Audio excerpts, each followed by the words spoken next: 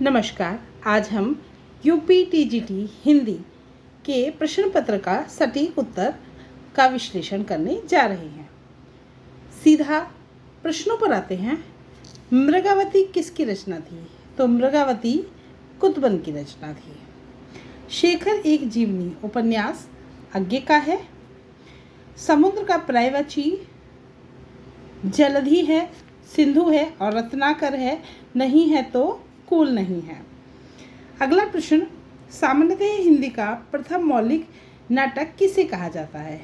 तो इस बच्चे ने गलत कर दिया है। पहला नाटक नहुष को माना जाता है। आधे अधूरे नाटक के लेखक मोहन राकेश हैं।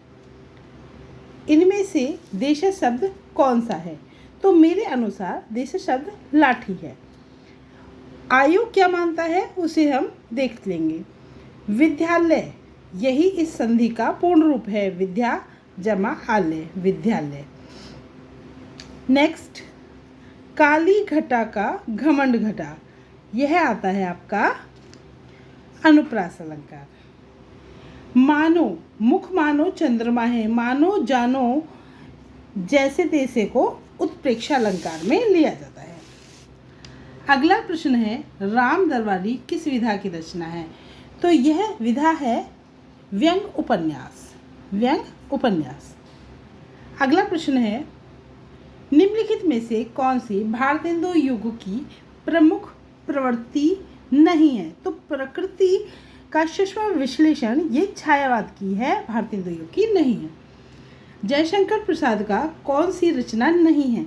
तो अनामिका, यह रचना जयशंकर प्रसाद की नहीं है। इनमें से नेक्स्ट क्वेश्चन है, सरपा किस साहित्यिक परंपरा के कवि माने जाते हैं? तो सरहप्पा माने जाते हैं सिद्ध साहित्य परंपरा के कवि। अगला प्रश्न है, तत् टीका। तत् टीका का सही उत्तर है तद टीका, डी। अगला प्रश्न है 15, शुद्ध शब्द कौन सा है? तो उज्ज्वल का शुद्ध शब्द जो डी में बना हुआ है ऐसे लिखा जाता है। अगला प्रश्न, मलिक मोहम्मद जैसी कृत पद्मावत प्रचलित रचना वर्ष कौन सा है? तो इनका रचना वर्ष होता है 1540।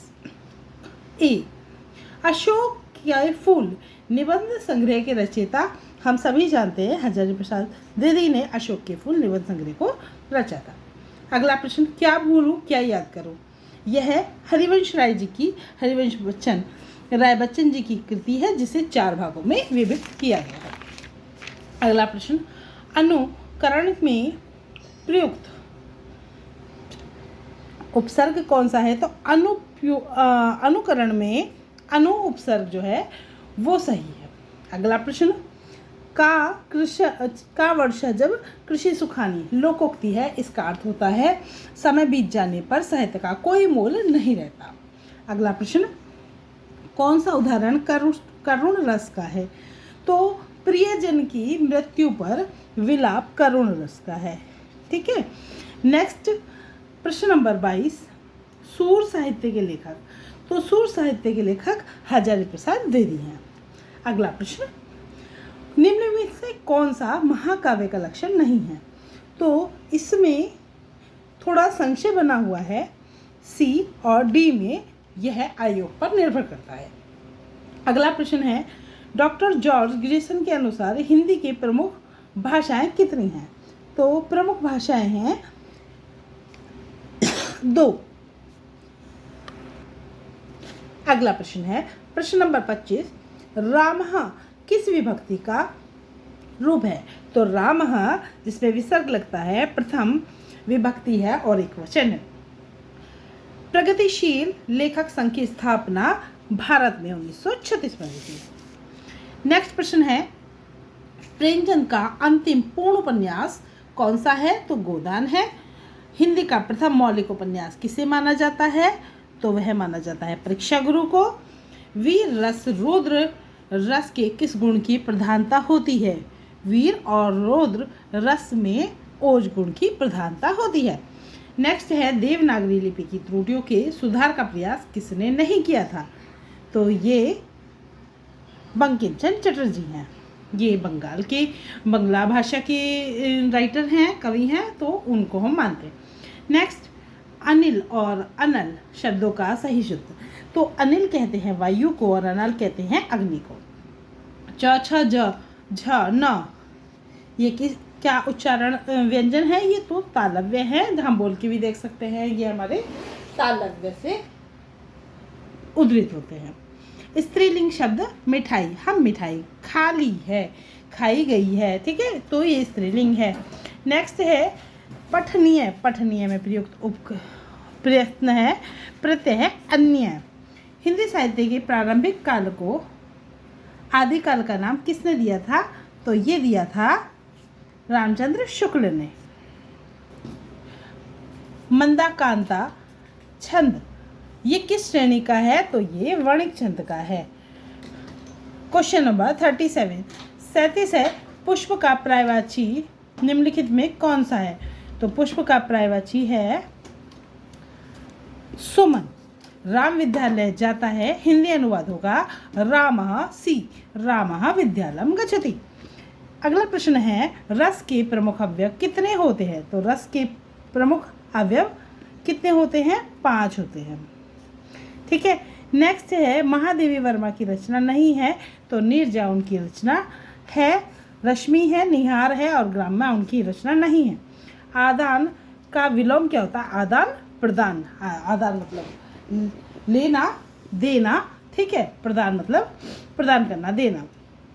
सूर्योदय में संधि विच्छेद होगी सूर्य प्लस उदय। सच्चरित्र, यह सत्य और चरित्र दोनों में व्यंजन है, तो व्यंजन संधि हो गई है। नेक्स्ट है नमस्कार में संधि विच्छेद, तो नमः प्लस कार। नेक्स्ट है आपका प्रश्न नंबर 45, कौन सा साहित्यकार भारतेंदु मंडल से संबंधित नहीं है? तो मैथिली शरण गुप्त द्वितीय युग के हैं, ये भारतेंदु मंडल से संबंध नहीं रखते हैं। संस्कृत के द्वंद्व समास का उदाहरण राम लक्ष्मण, इनको विभाजित करेंगे तो राम लक्ष्मण आएगा। वर्तनी की दृष्टि से शुद्ध शब्द कौन सा है? तो यह आशीर्वाद, बी नंबर का सही है। अरे यायावर रहेगा याद, यह आज्ञा की कृति है, ये इस बच्चे ने गलत कर दिया है, आज्ञा की कृति है। शिशुपाल वध महाकाव्य के रचयिता कौन है? तो ये माघ हैं। भवभूति की रचनाओं में सम्मिलित क्या नहीं है? तो शकुंतलम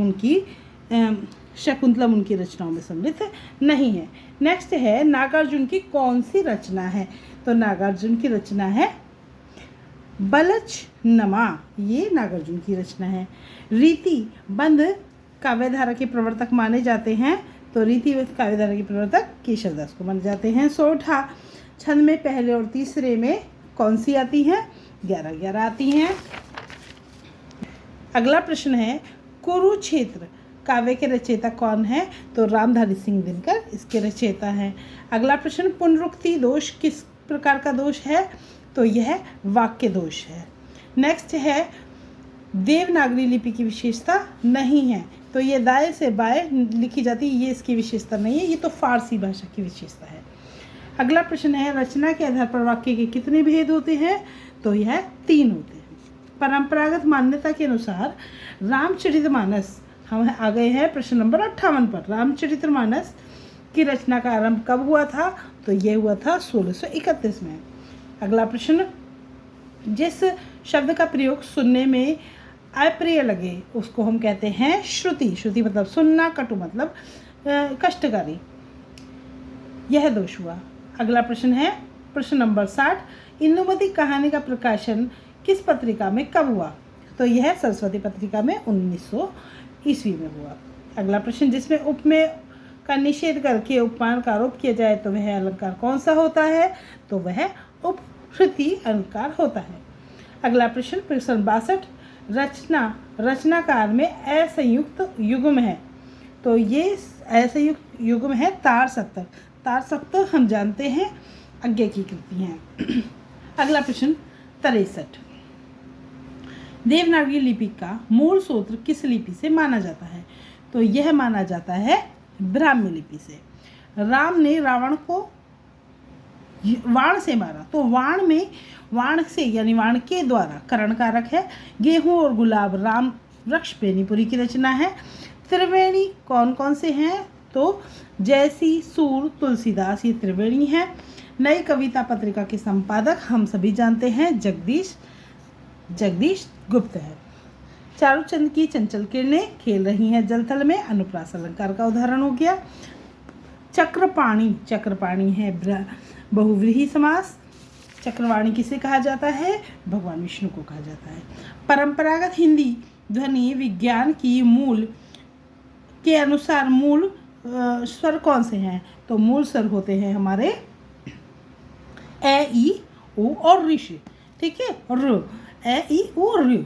कालिदास की रचना कौन सी नहीं है? तो किरण तर्जन्य, यह है कालिदास जी की रचना नहीं है। रघुवंश, कुमार संभव और मेघदूत कालिदास जी की रचना है। अगले प्रश्न पर आते हैं। आषाढ़ का एक दिन, ये है आसमान सर पर उठाना। आसमान सर पर उठाना मुहावरे का अर्थ होता है बहुत शोर मचाना। चिंतामणि निबंध संग्रह के लेखक हैं रामचंद्र शुक्ल। पायो जी मैंने राम रतन धन पाया, ये रूपक अलंकार है। कामायनी हिंदी साहित्य में किस काव्य रूप के अंतर्गत मानी जाती है?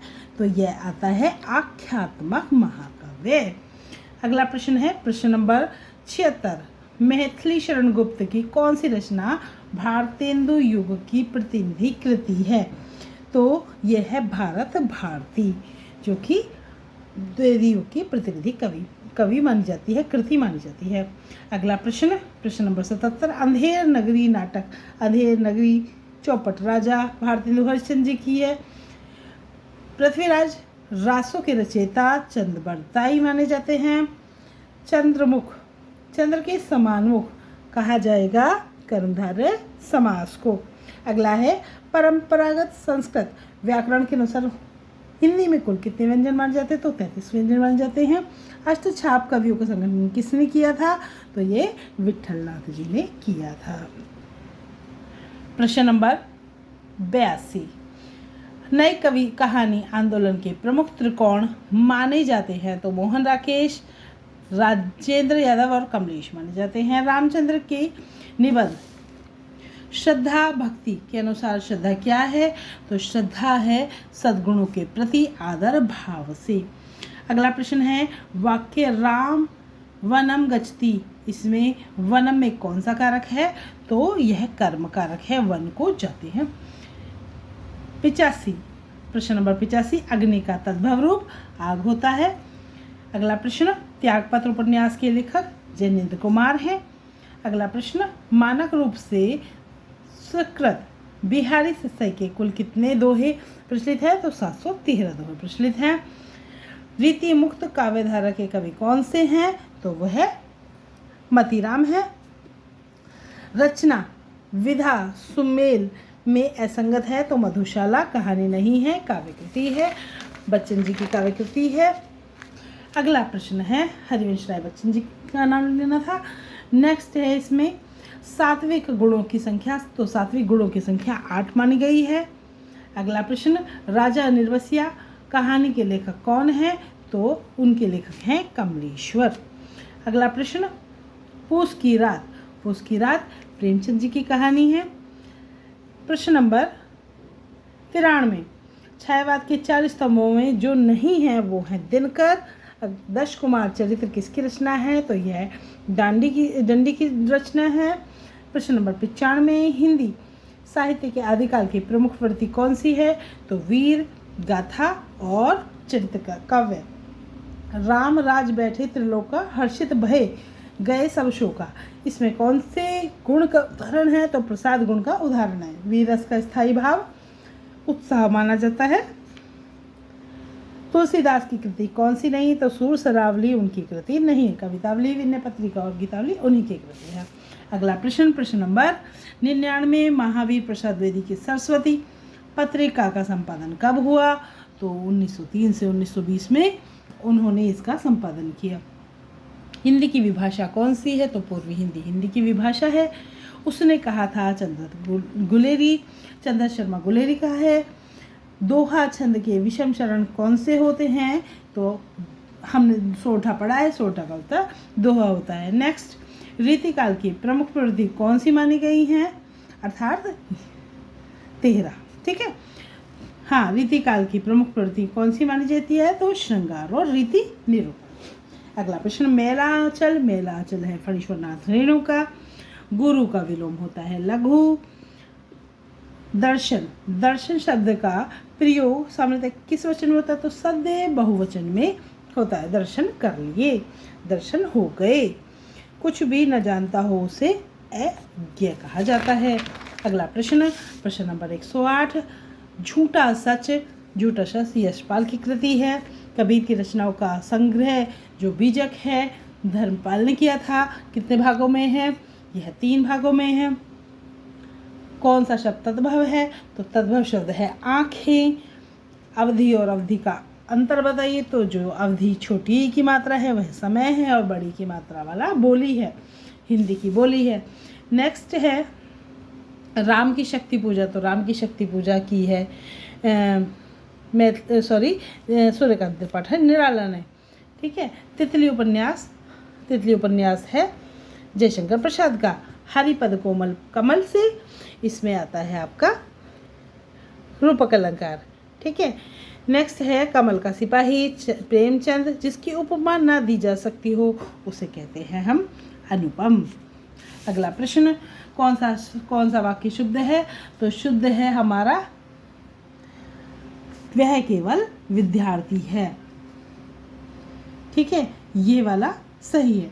अगला प्रश्न है पद परिचय। पद परिचय के अंदर लिंग, वचन, कारक और पद संबंध सभी आते हैं। भारतेंदु हरिश्चंद्र को आधुनिक हिंदी साहित्य का जनक किसने माना है? रामचंद्र शुक्ल ने माना है। प्रश्न नंबर 120, सूरसागर काव्य रचना मुख्यतः किस शैली में लिखी गई है? तो ये भगवत आधारित पद शैली में लिखी गई है। रचना, रचनाकार को सम्मिलित कीजिए। तो इसमें है सम्मिलित कीजिए, तो ये वाला सही है। हिमतरंगिणी माखनलाल चतुर्वेदी की है। अगला प्रश्न, प्रश्न नंबर 122, राजपुत्र में कौन सा समास है? तो तत्पुरुष समास है। और कौन सा तत्पुरुष है? षष्ठी तत्पुरुष है। अगला प्रश्न, कौन निर्गुण काव्यधारा के संत कवि नहीं है? तो निर्गुण काव्यधारा के संत कवि सूरदास नहीं है, यह भक्ति मार्ग में कृष्ण भक्ति धारा के कवि हैं। आषाढ़ का एक दिन। आषाढ़ का एक दिन है सामाजिक नाटक। अंतिम प्रश्न, संविधान सभा ने हिंदी को राजभाषा कब माना था, कब स्वीकार किया था? तो 14 दिसंबर 1949 में, और 14 दिसंबर को हम हिंदी दिवस के रूप में मनाते हैं। इस प्रकार हमने हिंदी टीजीटी का प्रश्न पत्र हल कर लिया। आशा करते हैं आपको ये अच्छे से समझ में आया होगा। अगर कुछ समस्या है तो आप कमेंट बॉक्स में लिख सकते हैं। चैनल पर बने रहिए, वीडियो को लाइक कीजिए, चैनल को सब्सक्राइब कीजिए। धन्यवाद।